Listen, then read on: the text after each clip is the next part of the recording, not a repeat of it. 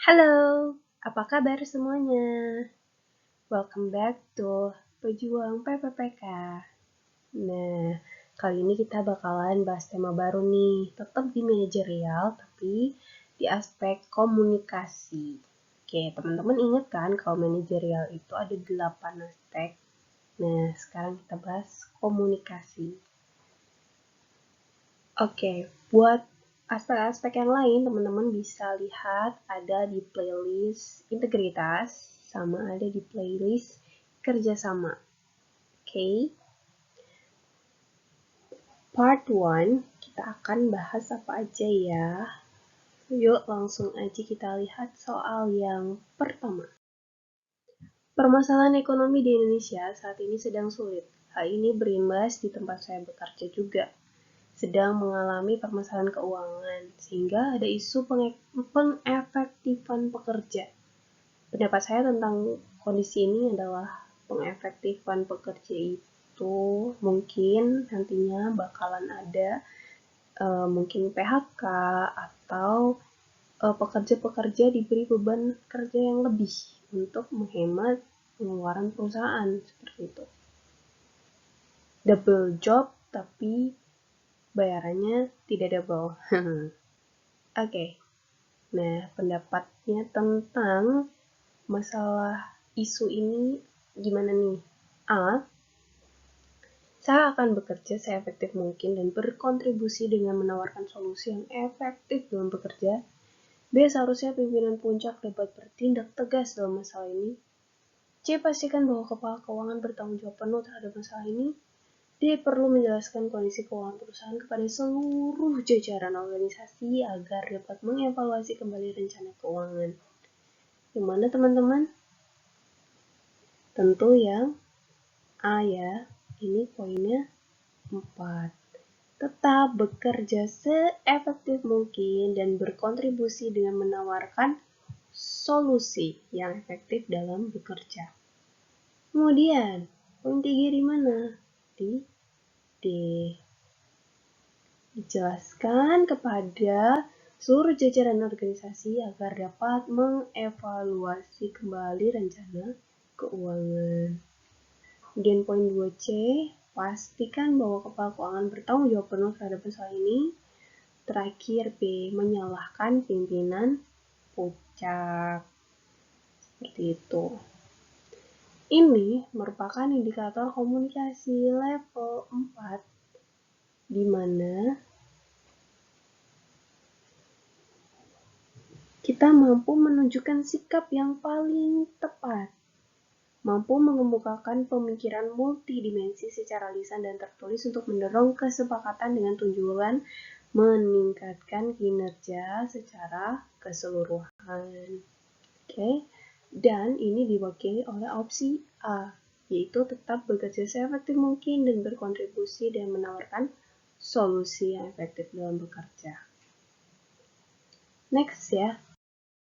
Nomor 2. Pada sebuah diskusi dengan tim kerja yang terdiri dari rekan-rekan kerja Anda di kantor, biasanya saya adalah A. Lebih banyak mendengar dan berbicara sekadarnya. B. Jika perlu bicara, maka saya utarakan. Jika tidak, maka saya cukup mendengar. C. Mengamati sejenak lalu aktif berpendapat. D. Selalu aktif berpendapat dan mengarahkan teman-teman untuk berpendapat juga. Yang mana teman-teman? Yang C. Tuh. Ini poinnya 4. D3, B2, A1. Kenapa seperti itu? Ini merupakan indikator komunikasi level 2, yaitu menunjukkan sikap yang paling tepat. Kita aktif menjalankan komunikasi secara formal dan informal, serta bersedia, nah ini loh poinnya, bersedia mendengarkan orang lain, menginterpretasikan pesan dengan respon yang sesuai, dan mampu menyusun materi presentasi, pidato, naskah, laporan, dan lain-lain. Jadi kita mendengar dulu, kita amati sejenak dulu, lalu aktif berpendapat. Seperti itu ya teman-teman. Oke, kita ke nomor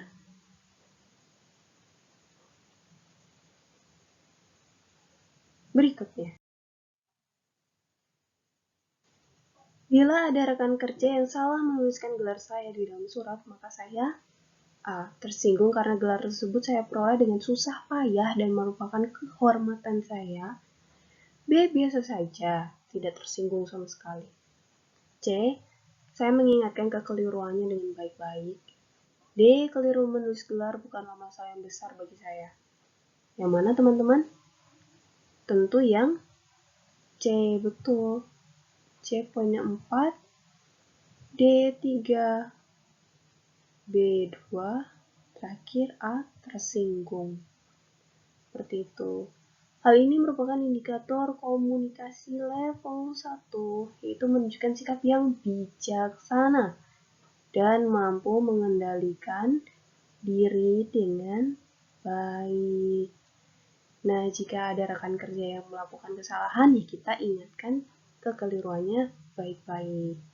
Oke, next ya. Nomor 4. Pimpinan kantor menggelar rapat kerja membahas penyusunan rencana kerja untuk tahun anggaran depan. Setiap pegawai diharapkan mempersiapkan usulan untuk kegiatan tahun depan. Respon saya, A. Berminat menunjukkan suatu ide kegiatan yang akan dilaksanakan meskipun nantinya ide tersebut belum tentu diterima. B. Akan mengajukan suatu ide kegiatan jika diminta oleh pimpinan. C. Mungkin berminat untuk mengajukan suatu ide kegiatan yang akan dilaksanakan, namun tergantung situasi dan kondisi. D. Ragu-ragu untuk mengajukan suatu ide kegiatan karena akan kecewa jika tidak diterima. Kalau D ini, dia mundur sebelum perang, kalah sebelum perang, jadi tidak mau mencoba, tapi sudah mundur duluan. Yang mana teman-teman? Yang A. Betul sekali. A poinnya 4, poin 3B, poin 2C, terakhir D. Urut ya teman-teman. Ini merupakan indikator komunikasi level 4, yaitu menunjukkan tingkat inisiatif tinggi, mampu mengemukakan pikiran multidimensi secara lisan dan tertulis untuk mendorong kesepakatan dengan tujuan meningkatkan kinerja secara keseluruhan. Nah, ini tercermin dari opsi A, yaitu berminat mengajukan suatu ide kegiatan. Kita tetap mengajukan ide kegiatan, meskipun nantinya ide tersebut belum tentu diterima. At least kita coba dulu lah, aktif berpartisipasi. Next ya, nomor 5. Bagi Anda, diskusi dalam kelompok merupakan kesempatan untuk A. Mendapatkan perhatian dari atasan. B. Merupakan ajang untuk bertukar pikiran antar kelompok. C. Sebagai ajang untuk menyampaikan pendapat dan bila memungkinkan memprakarsai gagasan. D. Sebagai sarana untuk mengkritik gagasan yang keliru. Gimana teman-teman? Tentu opsi yang paling panjang ya, yang C. Tapi bukan karena dia paling panjang, tapi karena ini adalah opsi yang terbaik loh. Kita menyampaikan pendapat dan bila memungkinkan kita juga memprakarsai gagasan. Nah, ini adalah wujud komunikasi yang terbaik. Kemudian B3, D2, terakhir A1, mendapat perhatian dari atasan untuk cari muka.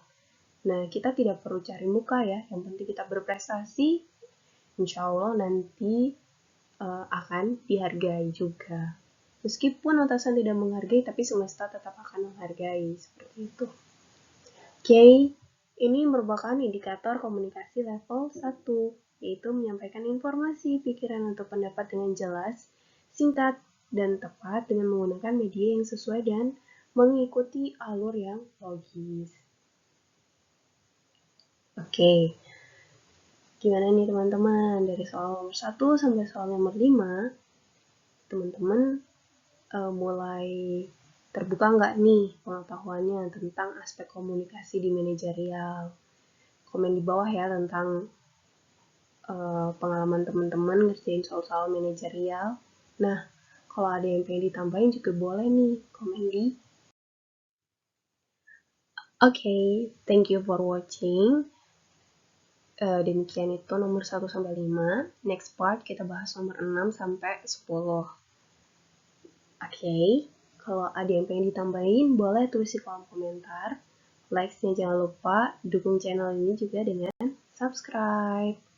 Oke, sampai jumpa di video selanjutnya. Bye-bye.